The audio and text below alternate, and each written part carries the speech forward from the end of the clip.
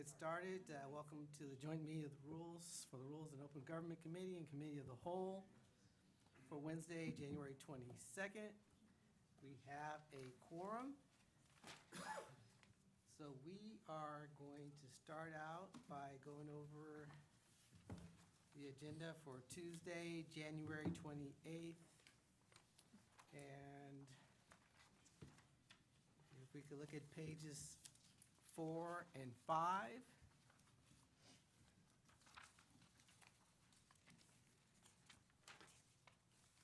6 and 7.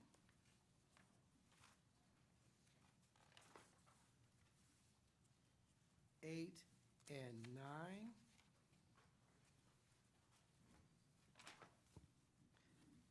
10 and 11.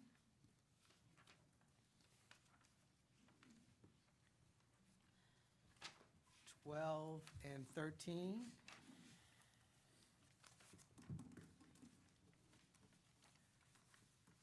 14 and 15.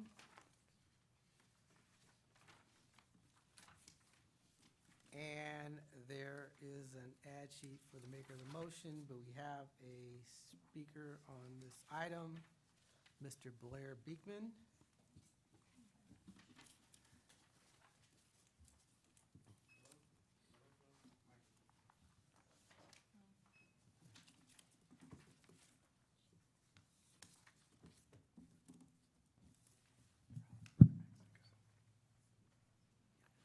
Hello, thank you. Thank you that you have deferred item 5.2, the Vision Zero Action Plan, for 2 weeks. I feel the current memos very nicely speaks to the same subject matter and statistics from the November 2019 TNA public meeting. At that meeting, traffic fatalities through September 2019 were at 38. It seemed fair to estimate that this number would be about 50 fatalities by the end of 2019. Also at the November TNA meeting, there were statistics and words spoken that I felt implied that there are currently about 32 to 42 SJPD traffic enforcement officers, and that this number could grow to 50 plus by the end of 2020. Meanwhile, the San Jose Mercury and Metro newspapers have both reported traffic fatalities by the end of 2019 were higher than 60, and that the current number of traffic enforcement officers is under 20. I feel these recent statistical reporting of the SJ Vision Zero by both city government and local newspapers should be openly and properly addressed before we move forward with any Vision Zero action plan. To once again offer new technology and data collection, public oversight practices and guidelines from the UN, State of California, the ACLU, and others can be mostly familiar good ideas, and that can be of simple help for people to find their own good understandings of what can be open, accountable public policies, and help and that everyone can help be a part of a tech future within their own community. At this time, I think sustainable democratic ideas that can actually work well-defined Vision Zero itself are the key in how to unlock the current frustration and over competitiveness with Sacramento with future tech and surveillance issues. This could be an awkward situation. I want to learn how friendly, cooperative words and ideas can definitely help a confusion in how to report statistics in San Jose and help with green sustainability practices as well. Thank you, Blair. Thank you. All right, can I get a motion on the agenda, please? Motion to approve and with the ad sheet. Second. It's been moved and seconded. All in favor, say aye. Aye. All opposed? Motion passes. On to the agenda for Tuesday, February 4th. Pages 4 and 5.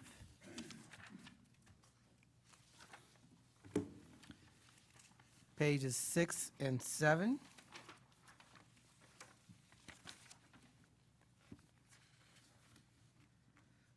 Pages 8 and 9.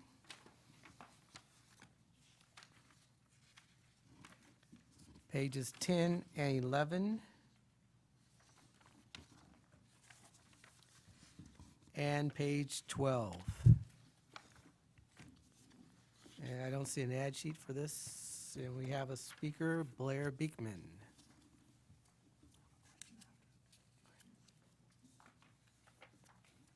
Hi.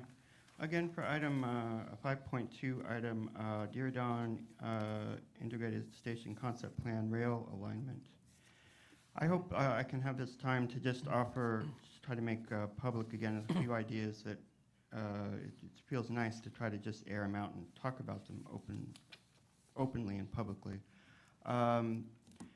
It's my feeling that with the rail coming into Diridon Station, that the idea is that it hugs the freeway all the way into Diridon is a good concept, and it's environmentally and aesthetically pleasing and keeps out of the way of people. And I'm in favor of the two-rail system instead of the multi-layer, multi-rail system that some are trying to do. I think it can be workable to keep Caltrain and freight on the ground and just make high-speed rail up on top it'll be a, what's it called, on a platform through San Jose, because you know, there's some issues around that, and I feel this idea pleases all sides.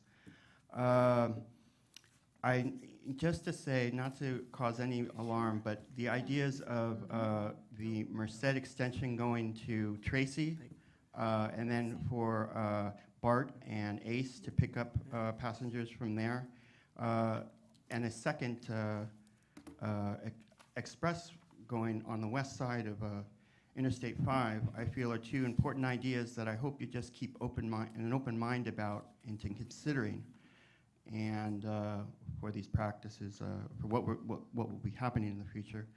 And finally, to you know, have a good spirit and good heart in how the future EIR reports are going to turn out, and use a lot of humanity and decency in how and to work on those. Thank you. All right, Councilmember Camus. I actually have two questions, Vice Mayor. First, on item 3.3, where we're spending money we don't have yet, I was wondering if the mayor's memo from last Rules Committee, where we exempt low-income housing builders, was part of this, or is it not been agendized, or, I'm not sure, because I remember moving it forward. I'm trying to remember how that connected. That- This has to do with who's exempt under the proposed, who would be, I think this, and Lee can probably address the substance of it, but my understanding is that this is just coming back on the council policy, the budget document with the plan. Correct. So this is coming forward with the actual council policy on how the budget process would work.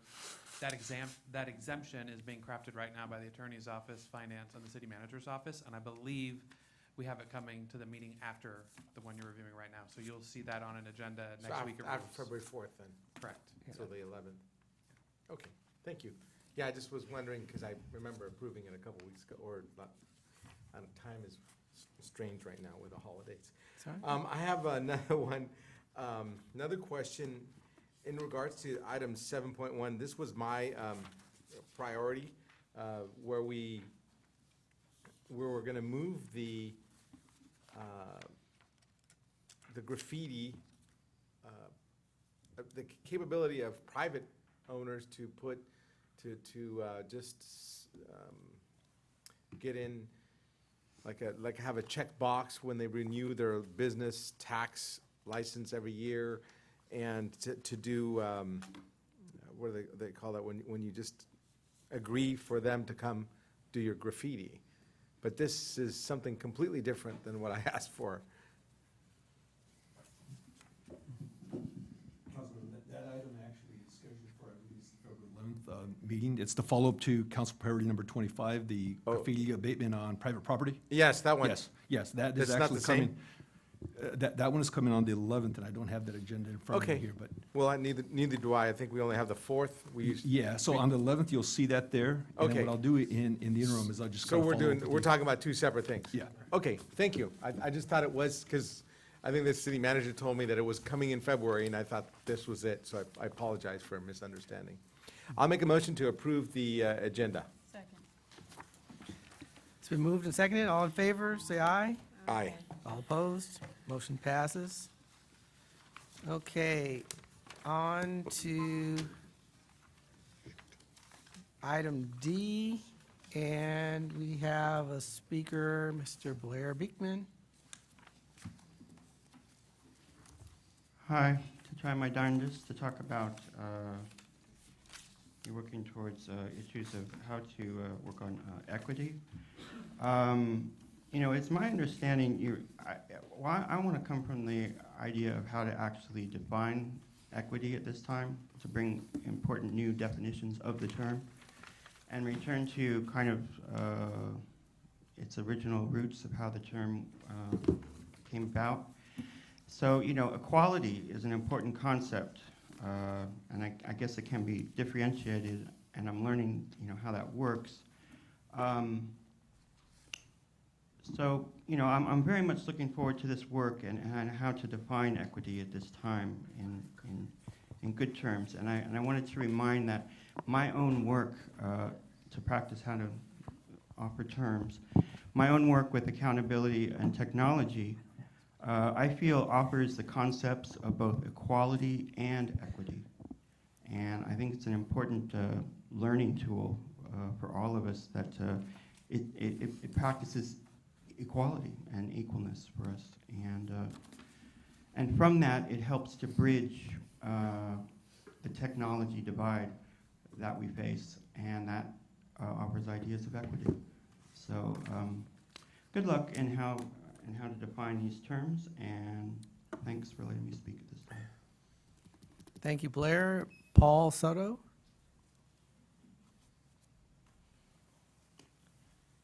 Hi, my name is Paul Soto. I was born in Valley Med. I grew up in the Horseshoe all my life, and I have 15 ancestors buried at Oak Hill Cemetery.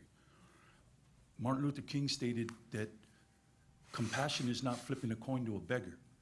It is challenging the edifice that produces them. And that's why I appreciate this equity study session to be put on the table and discuss it, because my mother, father, and my grandmother experienced DHT pesticides being sprayed on the fields over there in Salsipuedes. And I'm real tired and sickened by I watch Stephen Petey's that video. I watch it like twice a week, memorize it, I study it.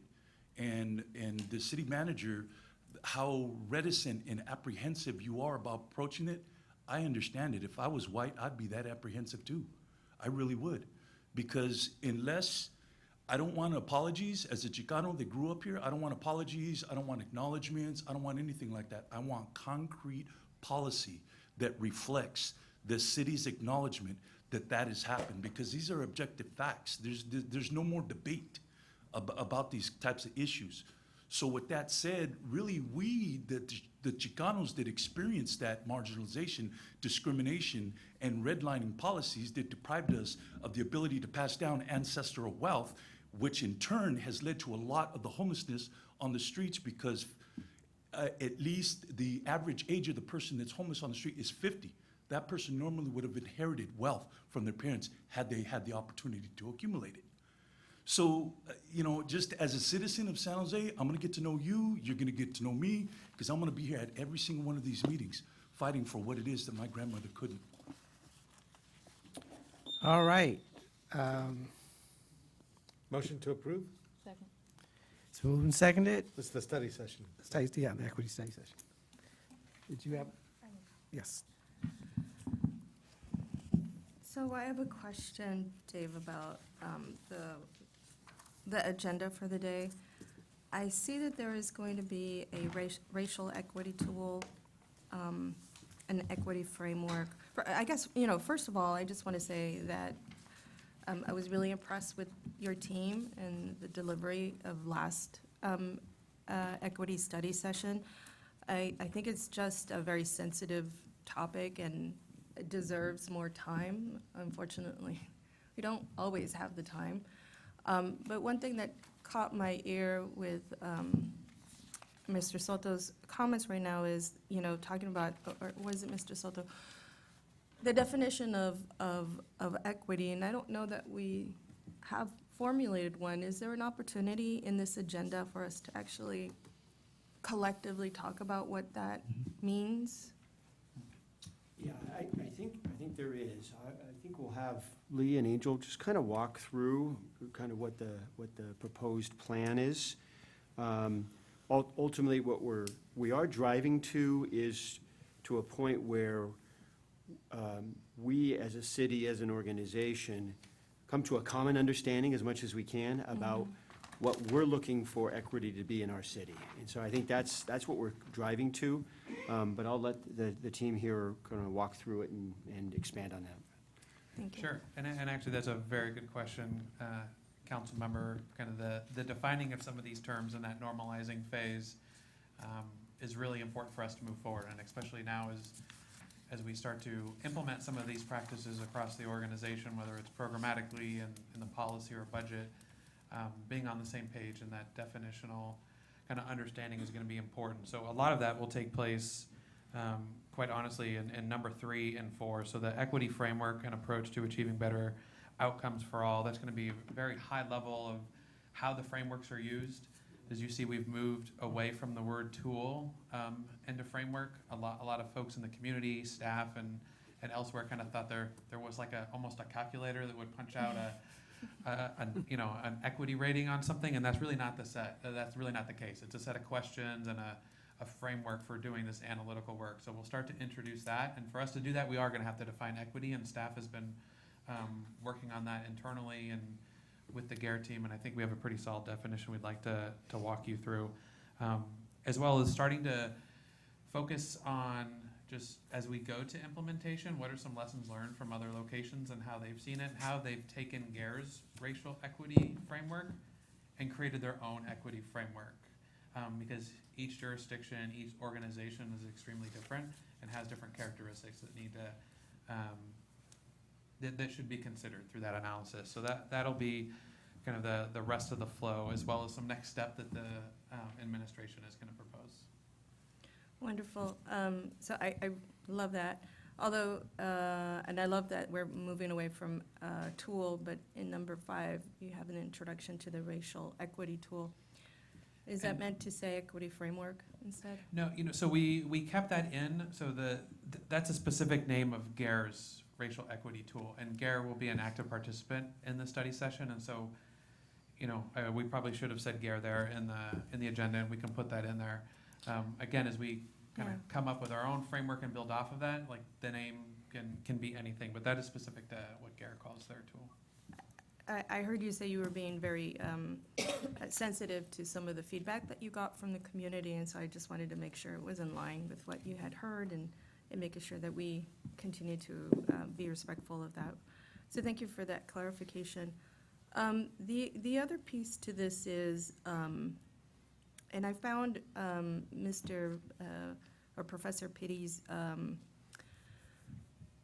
overview very helpful. It was really, really fast, hundreds of years in 20 minutes. And what I don't know if we can expect that in this study session. What I'm going to ask for next is, felt like there was a disconnect between the past and then what we're going to do from here on, right? And so for me, there's still a question about what are those policies that we still have grandfathered in that, inadvertently, or, without us really knowing, because this now is just part of a policy that we've done, because this is the way we've done it for so many years. I guess for me, that piece of that analysis is missing, and I don't know if it's part of any of the other steps that you have for your agenda. Yeah, Councilmember, actually, it's a great question, and if you look at the flow that we presented, equity, the study session 1 really was about addressing the why, right, and setting the context for what is equity, why is it important.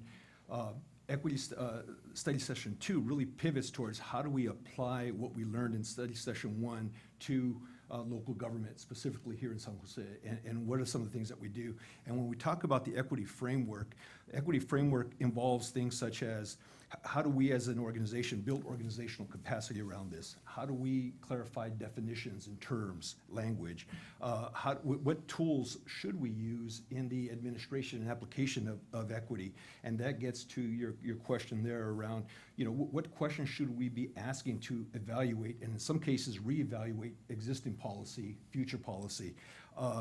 Data metrics, how do we ensure that a lot of what we do is data-driven and compared in the context of stats, both past, present, and future?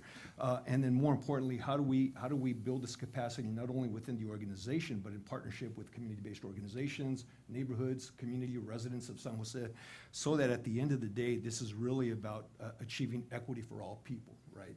And doing it in a way that is fair and inclusive. And that's really the pivot. And obviously, in 2 study sessions, we're not going to be able to nail all that down, but really the goal is to establish a framework and a pathway to get there.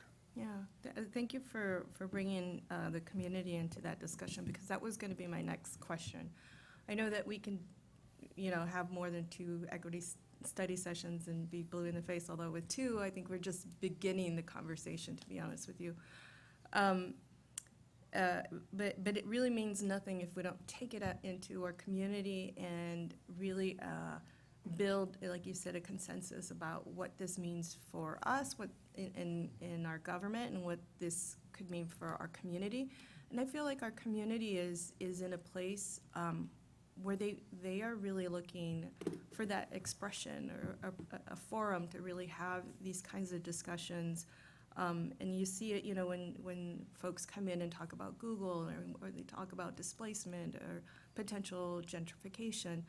I think this is all kind of one and the same, if you will, or bits and pieces of it. And so I think as leaders from each of our departments and in our communities, or representatives in our communities, that we owe this conversation. We need to expand it, and before we even formalize it, we need to find a way to really gather a lot of input from our neighborhood associations, our informal groups, our moms who are hanging out at the schools, our PTAs, all of those folks, so that we can have a true identity in terms, and I think you mentioned this normalizing, right? This is a normalizing phase, and I know it's going to be, it was awkward, I'll be honest with you. It was awkward talking about equity, because I think there's different definitions in people's minds, and you can hear it more in terms of their expressions or their opinions. And so for me, I think we really need to bring in that community, but thank you for answering my questions about how this is going to play out, and that we're going to build the capacity of all of our departments. And I think through that, for those next steps, we are going to take a look at a lot of those policies. And that was what my question was: how do we determine what policies are equitable or not? So I think I'm going to trust in the process. I'm going to trust that you've all really done your homework, and I was absolutely impressed, like I said, with our last study session. And I know that it's not going to be enough time, but I wonder if we could have follow-up discussions set up that include more of our community, equally around San Jose. I'm not sure how this would play out, but I think it's important for us to not insulate our meaning or our definition of equity. Yeah, I think we can. I think that what's important about this next study session, as I said at the beginning, is that we kind of drive toward how are we going to do this in San Jose? And I just reassure the speaker, I don't have any apprehension about this whatsoever. But as you all know, I need direction from all of you. And so that's what we're driving toward. And so hopefully in this next study session, we get to some consensus around the how. As you all know, just from the last study session, that we're still working toward that. And there's also not consensus at which pace we're going to go at. Yeah. Some want us to go much faster, some want us to go slower, and I think we just need to work together to kind of figure out what's right for us. And so that's, I think, our objective here. And I think we will have a good session. But that's kind of where I'm going to be pushing, is on those things, getting to consensus around the how and getting some agreement on how fast. And the steps that you mentioned all can be part of that process for sure. Okay, wonderful. So there's an opportunity for us to expand on this conversation. It's not set in stone. We're going to define it as we go, and then we're going to bring in more community members. I've just seen kind of an awakening from a lot of our community leaders out there who are reaching out and, really want to participate. So I encourage them to come, but I think they want more than just that. So I think we have to be prepared to do that. Thank you. So we have, any more comments? We have a motion and a second. All in favor, say aye. Aye. All opposed, motion passes. On to the public record. We have a couple speakers. Martha O'Connell? Martha? Yes, I see her in the back. Is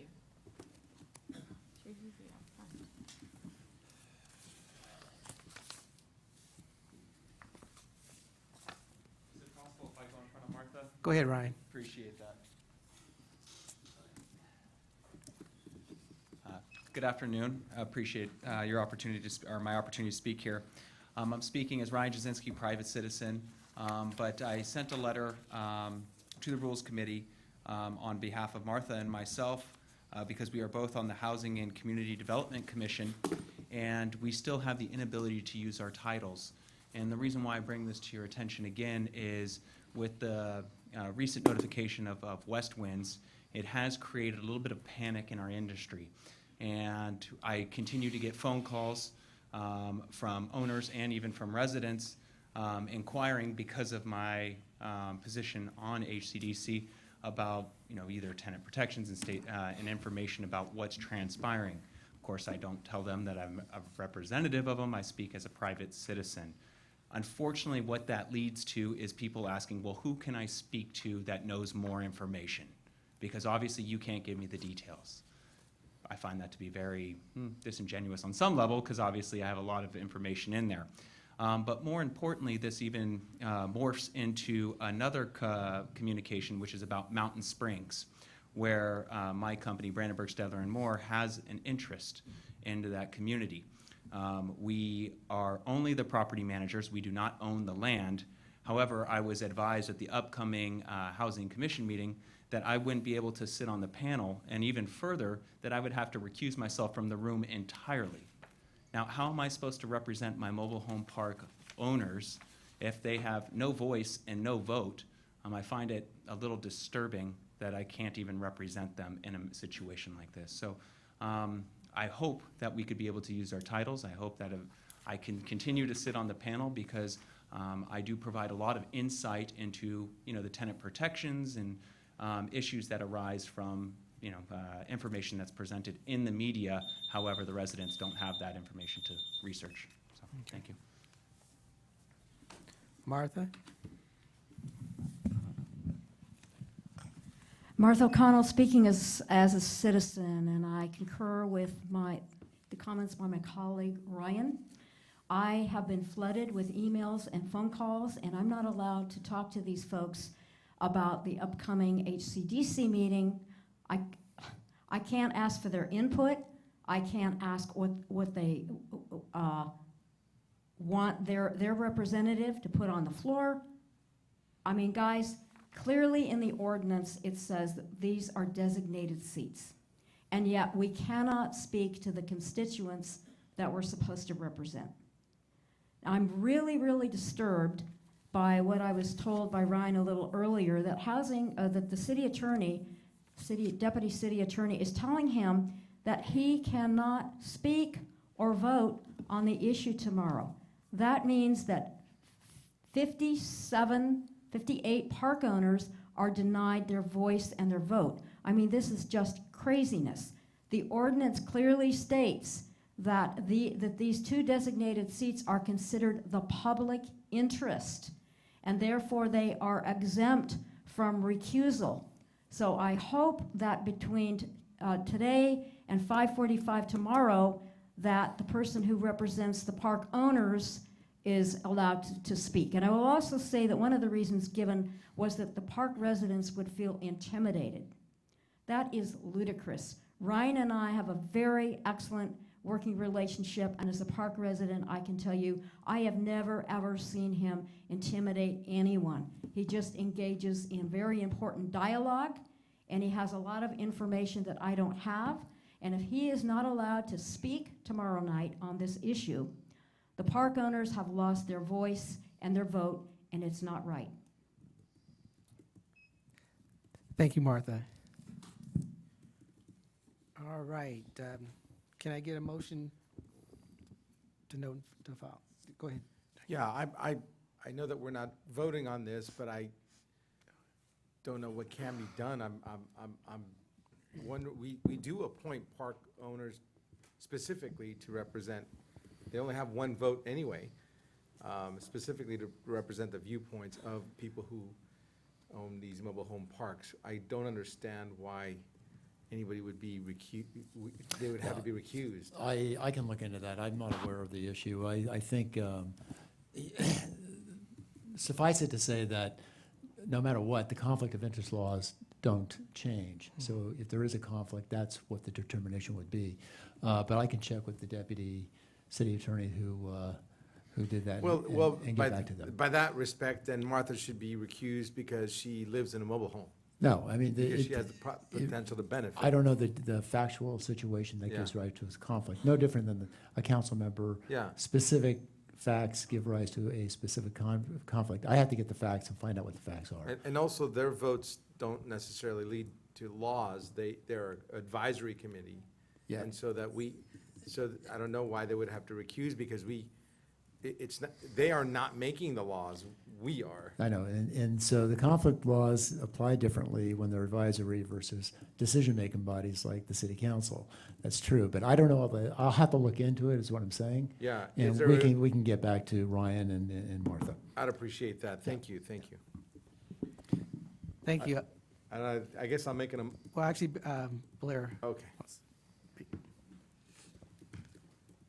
Thank you very much. I'll try to be quick with this. There is once again many items from Verizon. You may have a new system on how you are talking about how each, how you make improvements or put in new telecommunication poles, basically. I just wanted to use this time to remind everyone that, the public record, you put these Verizon, improvements and upgrades into the public record on item E each week. And I wanted to remind everyone of that, and it's a good source, fairly good source to, look up this information if you need it. Thank you. Thank you, Blair. All right, can I get a motion to note and file? Motion to note and file. Second. All right, it's been moved and seconded. All in favor, say aye. Aye. All right, all opposed, motion passes. All right. Consent calendar. If I can get a motion for the consent calendar, please. So moved. Second, sorry. Thank you. It's been moved and seconded. All in favor, say aye. Aye. All opposed, motion passes.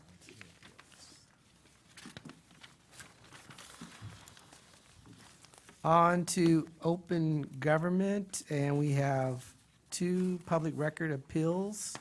One is for Ken, and Ken, I'm gonna mess up your last name, Greg Torrey? Probably wasn't even close, but. So, Ken has how many minutes to state his case? It's up to the chair. The chair has the discretion to give him up to 5 minutes, Okay. like an appeal you would have. This is part of our sunshine rules, and this is the body that can hear appeals on public records act requests. Okay, so Ken, you can have 5 minutes to state your case. Oh, The old-fashioned way. Or when it goes down to zero, just adjust it back to 2 and then, A stopwatch. and then 1. There you Yeah, go. that's fine. Yeah, there you go. Okay, Ken, you have 5 minutes. When you get down to 2 minutes, that's when you'll see the clock start moving. That'll be fine. Okay? My name's Ken Gregory. I'm a 25-year city employee. Out of those 25 years, I don't ever recall having a bad or poor performance evaluation. Until this year, I have expressed some opinions about my current IT director, Rob Lloyd, and I think that's where the negativity is coming from. And my request is that I get a copy of the digital performance evaluation, because since I work in IT, I know there's version history in SharePoint and OneDrive, version history, digital footprints, breadcrumbs, if you will. And I'm just trying to find out of the 5 layers of management that evaluate me, which one has some animosity towards me, and I'd like to do some type of conflict resolution. So that's why I'm asking for the digital version, to see which individual out of the 5 employees that rate me that has a conflict with me. Thank you. Thank you. Do my colleagues have any questions or comments on the appeal? Not on the appeal, maybe the process before leading to this. Okay, well, go Well, ahead. maybe Rick will tell me if it's not appropriate. I just was wondering if you had already approached your immediate supervisors for that kind of conversation versus obtaining it. I've asked my direct supervisor, and he says that since he's a manager, he's not allowed to provide that information, and that there are other people that have input on my performance evaluation. But what you're interested in most, it sounds like, is having a conversation with your superior or the folks who provide that input into your appraisal. Yes, and there seems to be some city policy on, secrecy, as you will, of who and what type of Yeah. comments are made towards the employee. Yeah, and I can understand the privacy to have open dialogues with each other so that you can have a true mark of what that person's performance is. But another, I think, very distinct conversation is to actually create lines of communication with those who are above you. And have you included the Human Resources Department into this conversation versus just pursuing this digital information?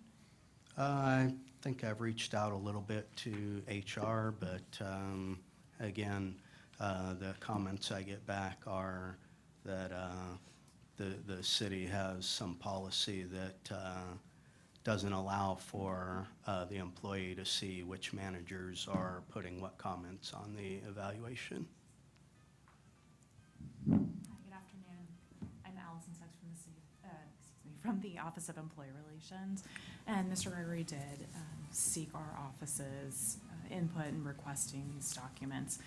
And given the privacy and deliberative process exemptions, we did withhold the information that he sought for purposes of preserving those conversations and allowing for the honest and candid conversations that occur between the supervisors and managers above him as they collaboratively evaluate each employee. Is there a willingness from the directors to actually have an honest conversation with Ken? I'm aware An of no- open and, just a very honest and open conversation about his performance? Because it sounds like that's what you're pursuing, is to Yes, understand. I would like to pursue some type of conflict resolution on, what the real problem is. You want to get to the bottom of it, you Yeah, understand like I what the said, problem is. I worked for the city for 25 years, and this is the poorest performance evaluation I've ever had. I can understand you want to defend your record, right? 25 years is a long time, and we don't have a lot of those folks around very much, a lot of institutional knowledge. I just wonder if you can pursue this through the Human Resources Department versus just getting a soft copy, because say we did override this, I don't know what my colleagues and I will actually do, I'm not speaking for them, but say we overrid this and we gave this to you, I'm not sure what you would do next with this, other than sitting down with one particular person that you might highlight or view as the person that might have an issue with you. I think the bigger question here is creating a line of communication with those folks so that you can understand how they will continue to evaluate you, and how to make sure that your appraisals are as best as they can be from here on. So I'm not sure that you would actually, I'm not sure what would be gained from getting some of the records. I would see that going through the HR, if there is another process, other than just getting the data. I don't know if there's another process that would involve Ken into having a conversation with those folks so that he can understand how to get back on track, or how to make sure that his next appraisal is the best appraisal that can be, granted that, he's complying with all of the duties that are required. There are appeal processes in place that would address the content of the appraisal as it was written. And separate and apart from that, Mr. Gregory, as well as his supervisor, can and should, and I believe do, engage in conversation as it relates to expectations, where they're being met, where they're not, and how to bridge that delta. And that process has been already initiated, or? To my understanding, there is ongoing conversation and evaluation between supervisor and subordinate generally. I do not have direct knowledge of what conversations Mr. Gregoire and his supervisor have had to date. And is there any support that you can provide? And certainly encourage the dialogue to the extent that there may be more to be had than what has occurred to date. Is there any support in terms of facilitating a conversation? Because I think it sounds like he might be looking for a third person in the room to facilitate a conversation. Can that happen? And certainly, I'd be happy to meet with Mr. Gregory separately, better understand what specifically he is seeking, where he thinks we can best assist him in kind of understanding what his needs and expectations are, and see how we can match that. So there's an alternative, Mr., help me say your last name, Gregoire? Gregory. Gregory. I was Not trying the to way it's say, spelled. I know, I was trying to say it phonetically, how I saw it here. Mr. Gregory, so there is, it sounds like there's maybe another road to this. What I'm looking for is a little bit of a resolution, if you will, for you, other than just having access to this OneDrive, or whoever supervisor, the supervisor that might have indicated that had a negative comment or review of your performance. But I think the process that is being offered by HR could be one that could be more fruitful and could result in a better line of communication with the folks who are participating in your performance reviews. But it's really up to you to decide if that's something that you want to take. I just wanted to have this conversation with you because I don't see, I see your interest in trying to preserve a good record of your performance appraisals, and I think that's very noble, and that you care this much about being able to perform well for the city of San Jose. So thank you for your 25 years of service so far. Thank you to my Councilmember Camus. Yeah, I've done several of these for even my chief of staff, where I ask other staff members to comment on my chief of staff's performance, and I think anonymity sometimes is really necessary, and so I would make a motion to deny this request at this time. And I would suggest working through HR for further, finding out what's really the underlying things that can be fixed. It's been moved and seconded. I just want to say also too, having done so many reviews that I can't even keep count of, that it is important to be able to get your thoughts down and be very forthright without the concern that, your initial thoughts can be dug up and, used against you or used as a counter argument. So it's extremely important during the process of evaluating someone to be able to get honest and direct feedback for yourself to be able to write down, as well as get that type of feedback from the person's coworkers and other people that they work with. That's extremely important, and we want to protect that. Also, during the evaluation and appraisal process, you have that feedback mechanism. You have the document that they put together. I'm assuming that you sat down with your manager and went over your review, and you got feedback, as well as having the opportunity to actually refute maybe some of the information or offer your own narrative. And if you, No, it was pretty much written in stone. They just handed it to you want to step up to the mic. Pretty much it's written in stone. Over the last 25 years, the supervisor usually hands it to you, and they ask you to sign it right there. There's a little bit of dialogue, but it's pretty concrete from, my perspective. And I've talked to many employees, and they feel the same way.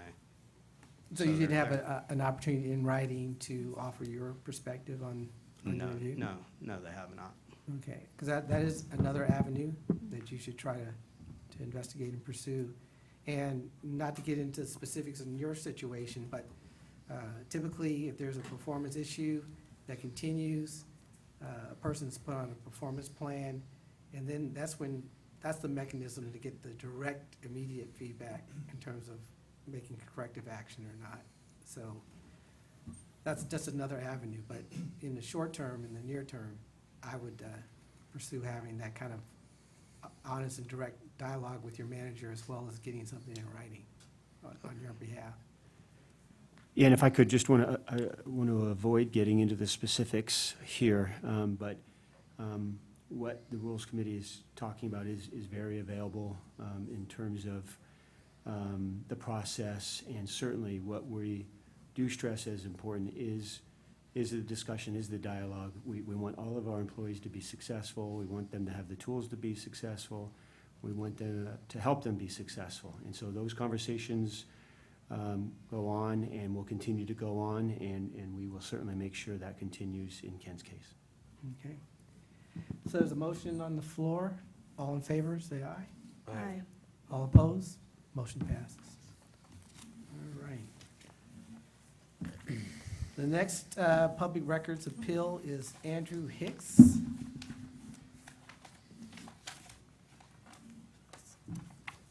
Andrew Hicks available? I believe, my understanding was he was not going to attend, but he had submitted his statement in writing. I think you have this written We have appeal, his and written you've got the chief's response. Yes. So do my, You guys can come up to the table if you want, and if the committee has any questions for you, they can ask you. okay. So do my colleagues have any questions for the police department, or any statements they want to make?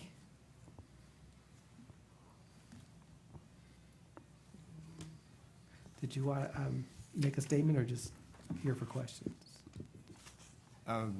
I can probably, at the will of the committee, whatever you folks need from me, I could give you a brief rundown of what the nature of the appeal That'd be good. is and why he made it. That'd be good. Okay, great. So in February of this year, Mr. Hicks called the police department, and ultimately, as a result of the interaction with the officers, he was, and this is in his his writing to you, so I'm not saying anything he hasn't said. He was placed on a mental health hold and taken for emergency psychiatric treatment. In the course of that incident, 4 of his firearms were seized.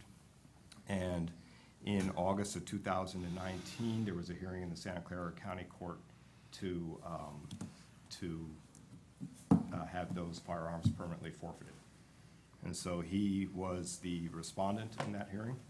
And at the end of that hearing, those firearms were permanently forfeited as a result of the outcome of that hearing. After that hearing was closed, he has appealed to the 6th District Court of Appeal. And then he reached out to the police department to ask for us to provide the body-worn camera footage of the interview with his mother. And he did that. He didn't ask for that during the hearing. He didn't get a court order or pursue any avenue similar to discovery to try to get those records when he was in the Superior Court. But he's asking us to waive the protection against releasing that now so that he can have that for his appeal. And we denied that. We denied that because the incident at hand did not fit the definition of a crime that is listed in Government Code 6254F, nor did it meet the definition of a crime that was listed in Government Code 13951B.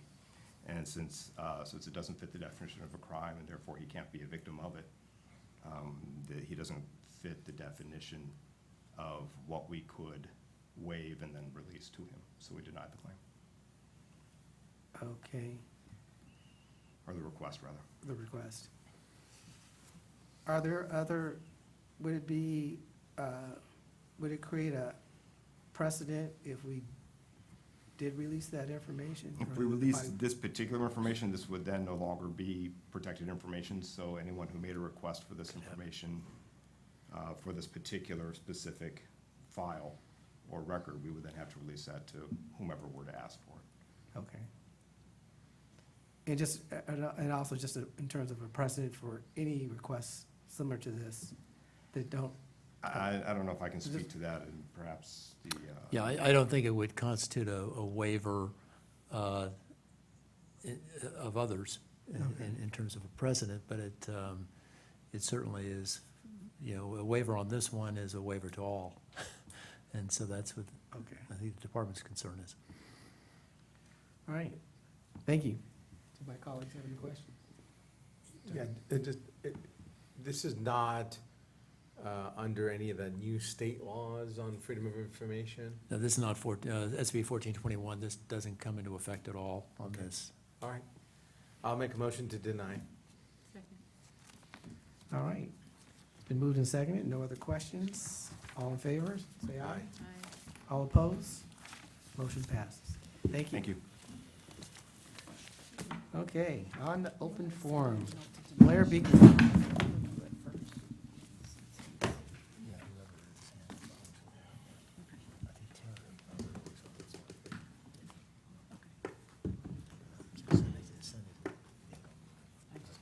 Hi, thank you.